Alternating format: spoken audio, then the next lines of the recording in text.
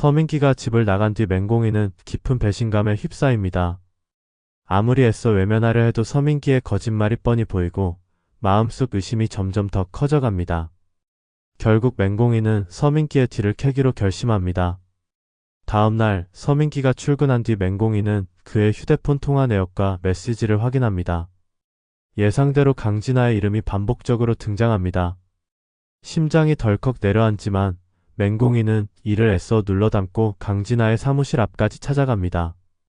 강진아는 마치 기다렸다는 듯 의미심장한 미소를 지으며 공희씨가 여기까지 왜 왔을까? 라고 도발합니다. 맹공이는 이를 악물고 내 남편이랑 무슨 사이냐고 묻지만 강진아는 느긋하게 커피를 한 모금 마신 뒤 왜 본인이 그렇게 불안해하지? 라며 노골적으로 서민기와의 시간을 암시합니다. 맹공이는 더는 참지 못하고 강진아를 향해 물을 끼얹으며 내 남편한테서 떨어져 라고 소리칩니다. 하지만 강진아는 오히려 여유롭게 웃으며 그래서 서민기가 널 더 안쓰러워하는 거야. 딱 그렇게 구질구질하게 매달리는 모습이 불쌍해서 마리아라고 비수를 꽂습니다.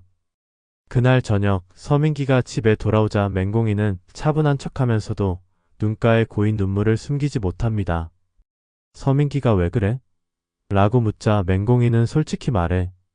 대체 강진아랑 무슨 관계야? 라고 단도직입적으로 묻습니다. 서민기는 당황하며 왜 또 그 얘기야? 라고 얼버무리지만 맹공이는 한 발짝도 물러서지 않습니다. 나한테 거짓말하지 마. 나 오늘 강진아 만났어 라는 한마디에 서민기의 얼굴이 굳습니다.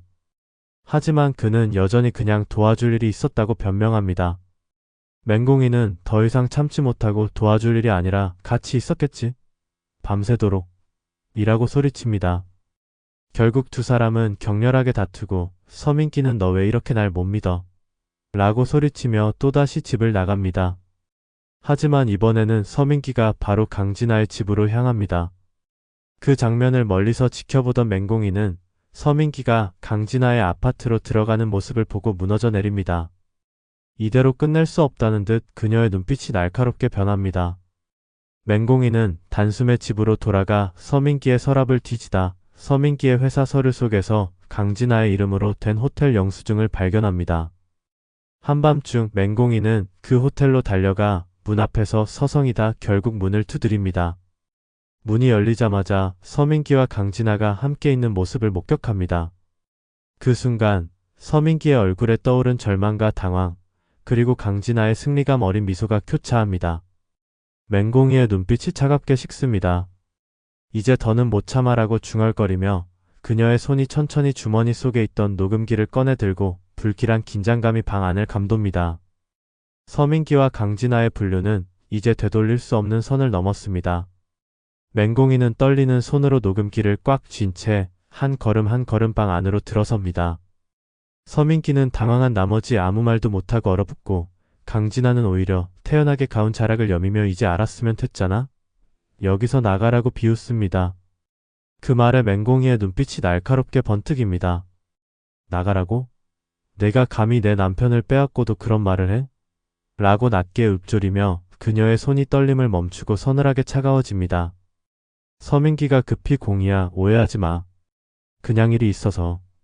라고 변명하지만 맹공이는 한치의 흔들림 없이 녹음키를 탁자 위에 내려놓으며 오해?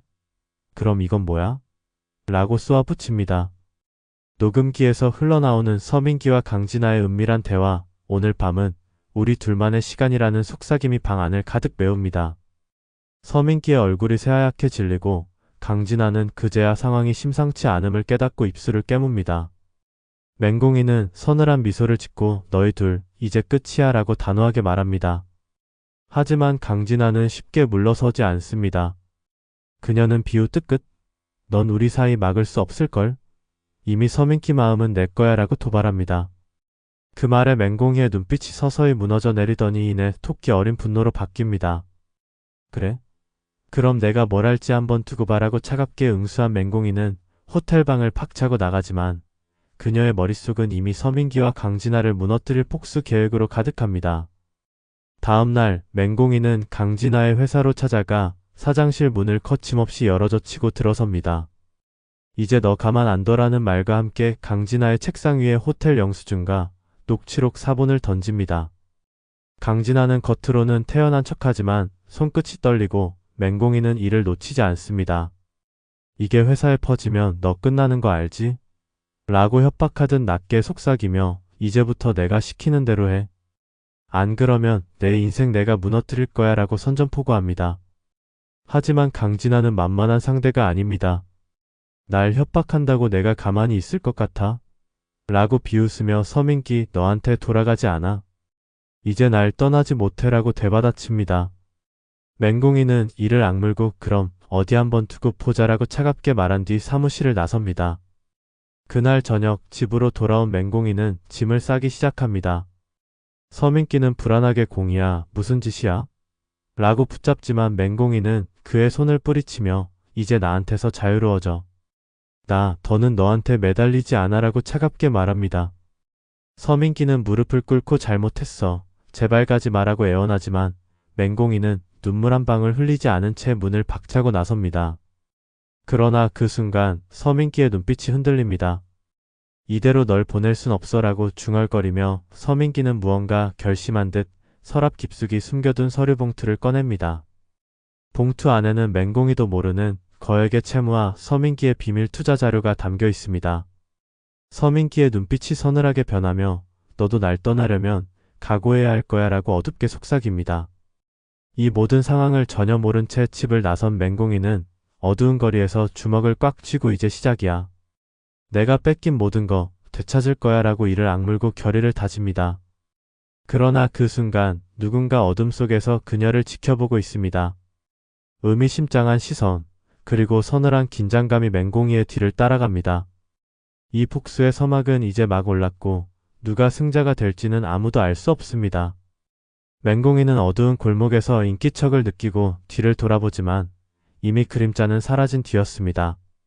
그녀의 심장은 미친 듯이 뛰었고 불길한 예감이 온몸을 감쌌습니다. 그 순간 낯선 번호로 걸려온 전화를 받자 들려오는 낮고 서늘한 목소리. 너 내 남편이 감추고 있는 진짜 비밀을 알고 싶지 않아? 라는 말에 맹공이의 손이 떨립니다. 눈을 질끈 감고 전화를 끄는 그녀의 표정에는 두려움과 분노가 동시에 스쳐 지나갑니다. 그날 밤 맹공이는 잠들지 못한 채 서민기의 옷장에서 낯선 향수 냄새가 밴 셔츠를 발견합니다. 손끝으로 셔츠를 쓸어내리던 그녀의 눈빛이 서서히 차가워지며 마침내 결심한 듯 핸드폰을 집어듭니다. 이제 나 똑같이 해줄게. 라는 낮은 속삭임과 함께 맹공이의 폭수가 서서히 움직이기 시작합니다. 이 뒤에 이어질 내용은 구독과 알림 설정을 통해 확인해주세요.